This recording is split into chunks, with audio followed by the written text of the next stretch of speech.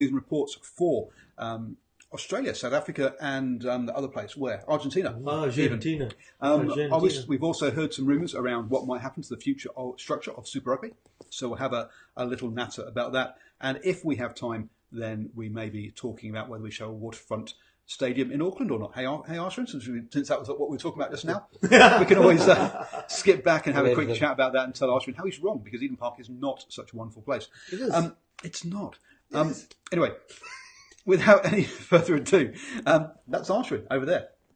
Hello, everybody. In his Rugby World Cup 2015 jersey from the warehouse. Because that's where they were selling them, at least, I think. I don't know. I probably got it as a present. Did you? Oh, okay. Yeah. Same here, but I usually don't buy clothes because I'm cheap. Yeah, neither do I. My ex bought it from the warehouse when it was cheap. And Steve Harris, how you doing, sir? No, very good. I only own 2 shirts. Sorry about that, but I do wash them on a daily basis. I just swap them out. Oh, so that's not the smell then. in his Northland jersey there. So is that some sort of referee's one or something, or how do you pick that one up? Oh no, just a player issue, you know. Player issue. Player issue. Yeah. From about 1990.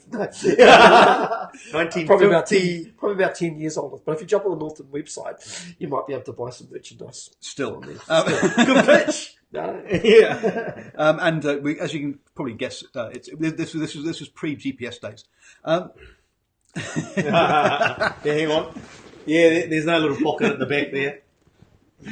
So, end of season reports. Let's start off with Australia then. And I'm going to throw it over to you, Archie, because you're the furthest away. How do you think their season went? D could try harder. It's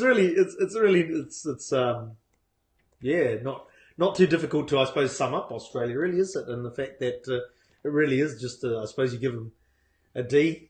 You could go worse. You wouldn't go higher. And when you analyse some of the things that was said over the previous shows about Australia, it is basically does come down to could try harder, because we believe, as a starting 15 anyway, they have the player capability to at least put up a better performance. Well, especially when you look at that team and go, there's not that many players different than the team that made it to Rugby World Cup back in 2015. In the final. In the finals, yeah, sorry. Absolutely. Yeah, not just made it to Rugby World Cup. Yeah, Australia always make it to Rugby World Cup. That year they made it to the final. Go on, you're wrinkling your brow at me. I think Warren Gatland pretty much summed it up. You really just sit back and wait until they make mistakes, and that's been the unfortunate thing for this Australian team. They are very much capable. They have got some attack in them, and they've got some really good attackers, and obviously Israel Folau, he's as good as any. He'd probably walk into most international teams, international teams around the world. I just some of the players that they've put in and out have just struck me as journeymen. So who would you pick out of that? Well, put you on the spot. Oh, you probably did. Originally Reece Hodge. Yeah, but that was because he was being used in the wrong position, right? Yeah, exactly. Well, that could be probably more the problem. I do like the look of Karevi. He is so good with ball in hand, but he's a little bit like a turnstile when it comes to defence. Defence. I know usually there's. I'm just trying to think of their second five. Kurandrani, I think, was their centre. Karevi and Kurandrani both have both been injured, unfortunately, this season, which caused them a problem at 13. Obviously, we have Beale at 12. Unfortunately for me, I guess this just probably goes back for the best part of 10 years. Because we used to have sort of Beale, James O'Connor, Adam Ashley Cooper, and you're kind of like, well, these are all really good guys. They're really good players, and we've still got them now with Folau, Dame Helmet Petty, players where, right, we're going to fit them somewhere in the back line, but I don't know where they're going to fit because they don't. They can play too many positions. If you go back, you go back to the 70s, 80s, etc. as well, and Australian teams, obviously well before professional rugby at all. So you could say it's a different environment. But one thing that Australia's always had is the fact is that we've got a pool of talent that is really good, but not necessarily we've got a back to fit this position. So they've always shuffled their players around within their backline, if you know what I mean. And the fact is that, but they're intellectual players. They've always been, Australians. When you look at the where they come from within the system, they're coming through the private school system or public school system, depending on what part of the world you're in. But the paid school system, they're intellectual players. And they can understand this, that this is my position today and this is the role that I've got to play. They didn't necessarily have to play that position day in, day out. So even now, they have got the players' stocks to do it. One name we haven't even mentioned is, first season sort of in rugby, the full season, Koroibete, right? Yep. So the players' stocks in the back line are definitely there. They struggle a bit at first five, but not an insurmountable hurdle, I think. Yeah, we know they've got a lot of attack in them, but we mentioned players. Somebody like Kurtley Beale is a wonderful player, but we also know he's a heck of a liability when it comes to defence, and that seems to be a common theme. Yeah, common thread with a lot of their backline options. I just mentioned Karevi before, great attacker, but once again gets caught out defensively. Yes. They've got a lot of attack in them. They have to really address their defence. If you think of before they started the end of season tour, both against England and New Zealand, ironically they conceded 37 points in those two tests. That's just not good enough. Nah. And yet against Wales they only conceded the 3 penalties, 9 points. But I actually thought in that game they were the more likely team. But you once again think back to those opportunities when they played the All Blacks earlier in the year. I can think of that very first test where the All Blacks would get half a sniff. They'd be scoring at the other end, where the Australians would actually make good, clean breaks, but a pass would be put down.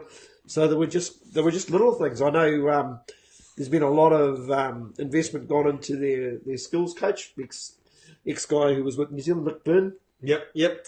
I can see little incremental improvements, but I reckon the guy at the moment who should be counting his lucky stars that he's got a job as their defensive coach, Nathan Gray. Seriously? A couple of things there.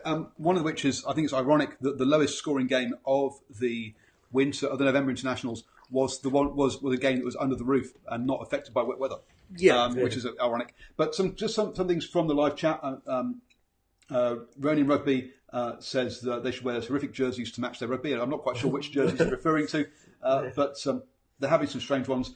Will Carter, I think Australia are not far off the mark. 1 year is time to fix things. They'll be good at the World Cup. They always are. Yeah, I think we need to be a bit careful about some of these kind of things we say, like France always turn up to every World Cup. They've kind of been slipping over the last couple. You've got to say, with Australia hitting their lowest ever world ranking this November, is how terminal that really is, and how much can you turn around in 1 year? I guess is the question. They could turn around in 1 year. They as we've just alluded to, defence is something you should be able to fix if you get the right structures in place, right? So and that's what we're sort of saying. Hey, look, that's probably one of the biggest problems. The problem is that you can see that's going to be hard to fix in a year with the same management team is the team culture. How do you change a team culture? And for the guys that are there to buy into this new culture under the old management. Well, I mean, this question is do they need a new culture? I mean, this was the same crowd that, as I say, made it to Rugby World Cup final last time out. Just because they take women back to their hotels and break rules, does that? I mean, and the senior players as well. Maybe they're culture. But you come on to one of the pieces that's up there in the chat. One solo, Checker's abilities are the question for me. Christian goes, Australia needs to get rid of Checker. Charlene says, Ella Brothers, I wonder why Checker hasn't used his nous in the attack for the Aussies. And let's be honest, Ella even was the attack coach for England against Australia a couple of years ago on a temporary basis.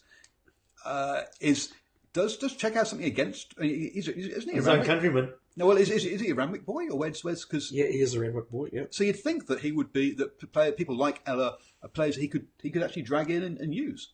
He's probably getting a lot of advice from a whole multitude of people at the moment, and I think he's just wanting to have trust in the people that he's got on board, which is really crazy. This is something we shouldn't forget. And you mentioned their record at the Rugby World Cup. I think they've probably got the second best record behind the All Blacks, maybe a couple of Rugby World Cups, and there's multiple times they've actually they've gone deep into the competition as well. So they've got 2 World Cup titles, and they've got a final, right? So they've made 3 appearances against England in 2003, and so they lost the final there, right? And they lost the final. And they lost the final to All Blacks in 2015. Yeah, so I was going to say 4 trips to find the big dance.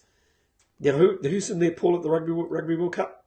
Wales and Fiji and Georgia. But I'm looking at that Fiji-Australia game. I think it's... I'm trying to remember if that's the opening round or not. So, so Fiji would be fully rested. There's no short turnaround, so depth of squad isn't a problem for them. That could be one of the biggest games of the World Cup. Fiji, could they make it into those quarterfinals? So it is right. So I mean, we'll digress from the 3 teams that we're doing end of season report on, but Fiji, when we're going a year ahead, your Fiji, do you rest your players against Wales and target Australia, or do you actually have a go at both Wales and Australia? Because you just need to win one of those games, don't you? Well, as I say, I think from memory that the Fiji-Australia game is actually the first game that they play. So so it actually lines up nicely for Fiji. So hence you go for that one and you see and you get a second crack against Wales if you need to. And they've just beaten France. Yeah. We shouldn't forget that these teams will be geared and ready for the World Cup. I mean, so that was a great result from Fiji against France, but it's a team coming towards the end of its season in Fiji, which makes it an even more meritorious win. But also the French can be the French. Sometimes they're more than capable of losing to Tonga in World Cup and almost unlucky not to knock the All Blacks over. Over here in 2011. Yeah, absolutely. Yeah, I don't know. You know, it's next year's a completely different year. We never. You know, sometimes we never remember what we. Like fish and chip paper, what we did last week. Well, I think you go leading into 2011. The All Blacks lost their last rugby championship game against the Australians, so the Australians actually won the rugby championship in 2011. Yeah, I think I'm not 100% sure on that, but there's something along those lines that sticks in my head. Like that. One thing I think Australia has to address just in their forwards as well. I don't really know if they've quite got that loose forward mix correct. Yeah. I mean, so I'm a huge fan of, I don't know whether he's injured or not, but I'm a massive fan of Scott Higginbotham. I just think he... Oh, wow. That's not where I thought you were going. No, I didn't know that, and I'm not too sure why he's not in the mix or whether he's interested. Maybe one of our learned followers of the show can tell us. I think he's a superb number 8. Big, physical, get you over the game line. And just let Pocock be a 7, because I don't think those 2 7s were. I don't think they're getting enough, not working for them. I don't think they're getting enough value out of Hooper as well. I mean, I think he's been nowhere near his